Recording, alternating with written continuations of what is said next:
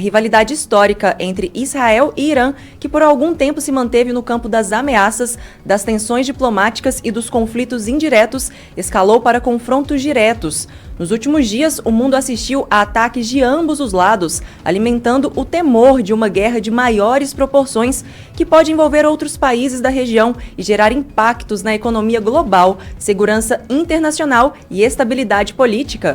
Pois é, para entender melhor os desdobramentos desse conflito, suas origens, os riscos de agravamento e os impactos que isso pode trazer, inclusive para o Brasil e também para a nossa região, nós conversamos hoje com Luiz Geraldo Xavier, professor de Geografia com especialização em Geopolítica da América Latina Contemporânea, História Contemporânea, Geografia Ambiental, História das Civilizações Perdidas e Relações Internacionais. Professor, muito bom dia para o senhor, seja bem-vindo ao Jornal da Manhã Patos. Bom dia a vocês, né? Bom dia ao público Jovem Pan. Estamos aí, vamos lá, vamos fazer os questionamentos e buscar respostas, né, que possa esclarecer ao público essa questão conflituosa, como a Larissa disse, né? Uma questão histórica, essas rivalidades não são rivalidades, né, momentâneas, não são rivalidades pontuais, é uma situação latente que vem se agravando e o conflito está se escalando. E, obviamente, vai produzir consequências que são consequências de abrangência global. Professor, para a gente começar, como que nós podemos entender a origem dessa rivalidade? Essa rivalidade ela começa, na verdade, pela busca de equilíbrio de forças entre os dois protagonistas desse conflito no momento, né? O foco principal é, indiscutivelmente, a tentativa israelense de enfraquecer o desenvolvimento de um projeto nuclear iraniano, né? E o objetivo iraniano de equilibrar a relação de força com Israel, né? Todos nós sabemos que Israel exerce uma função, né, exerce um poder militar muito grande no Oriente Médio, né? Isso está ligado também à capacidade diplomática israelense de estabelecer alianças com países fortes do mundo ocidental, sobretudo os Estados Unidos.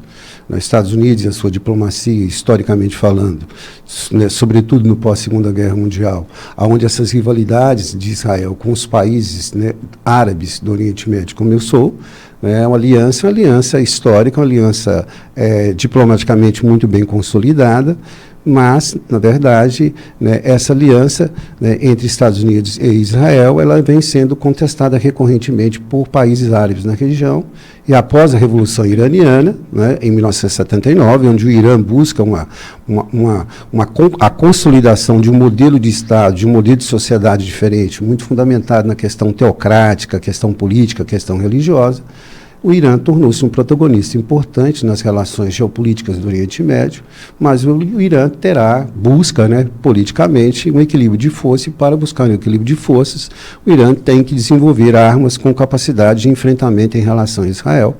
Por isso que uma das temáticas principais é segundo a alegação israelense, é uma ação preventiva quanto à potencialização, né, nuclear iraniana, né? Embora eu, pessoalmente, acho que essa não seja a razão dessa escalada de conflito entre os dois países. Eu acho que existem outras razões, que são razões de bastidores diplomáticos, que justificam isso aí. Mas a alegação israelense é de que agiu preventivamente para evitar que o Irã conseguisse desenvolver por completo, né, o desenvolvimento de uma bomba atômica. Né? O projeto nuclear iraniano, segundo, né, o governo iraniano, é para fins pacíficos. Mas o Irã vem também, né, retaliando as fiscalizações da Agência Internacional de Energia Atômica. Enfim, né, existem outras razões, se vocês quiserem explorar por outras razões, que são razões que eu acho que são mais óbvias, né, a gente pode Quais discutir. seriam, por favor, professor, essas razões?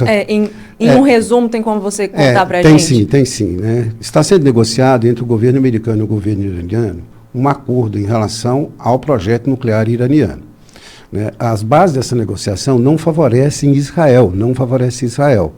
Então, segundo algumas alas da diplomacia internacional, Israel vem tentando retaliar esse acordo. E para retaliar esse acordo, né, é essa investida militar contra o Irã.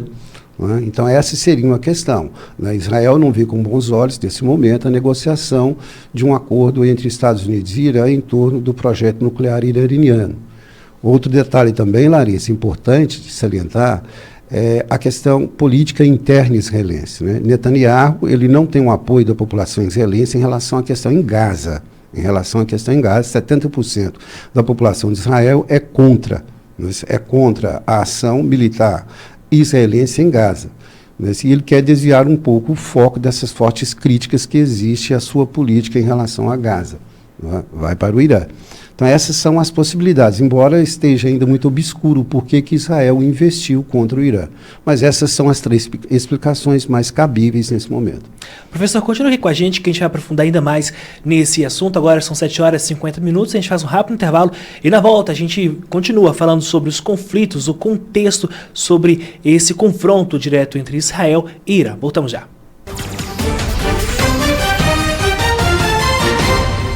Muito bem, estamos de volta e hoje conversando com Luiz Geraldo Xavier, professor de Geografia e especialista em Geopolítica e Relações Internacionais, que nos ajuda a compreender as origens e o contexto, além dos riscos do conflito entre Israel e Irã.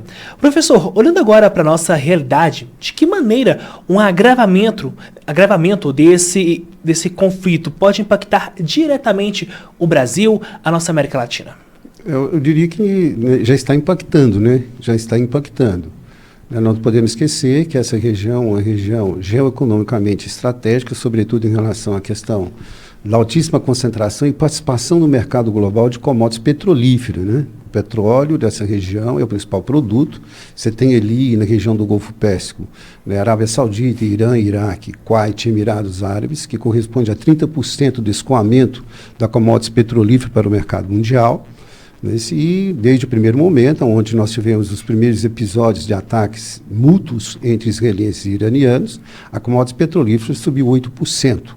Né? As bolsas recuaram, as pessoas automaticamente, pressentindo a instabilidade, econômica e financeira, já começaram a se refugiar em ouro. Né? Então a cotação do ouro disparou, outras se refugiaram em dólar. Né? Então a tendência do dólar é subir. E automaticamente o abastecimento de petróleo para o mercado mundial pode ser significativamente afetado. Né? E agora, recentemente, nós temos aqui uma discussão no parlamento iraniano em relação ao fechamento, o bloqueio do canal de Hormuz, do Estreito de Hormuz. Você tem a região do Golfo Pérsico e a sua capacidade de extração e exportação de petróleo, que chega a 25% a 30% do total de petróleo distribuído no mundo inteiro, está nessa região. E é escoado através do Golfo Pérsico, passando pelo Estreito de Hormuz, Mar de Omã, e do Mar de Omã para o mercado global. Tá? E o Estreito de Hormuz ele tem uma administração compartilhada. São 3 países que administram esse estreito. Né? Repito, um ponto estrategicamente importante para o abastecimento do mercado global de petróleo. Né? Então, você tem uma administração compartilhada. Omã, Emirados Árabes Unidos e também o Irã. O Irã ele administra a porção norte do estreito. Né? O Irã tem bases militares.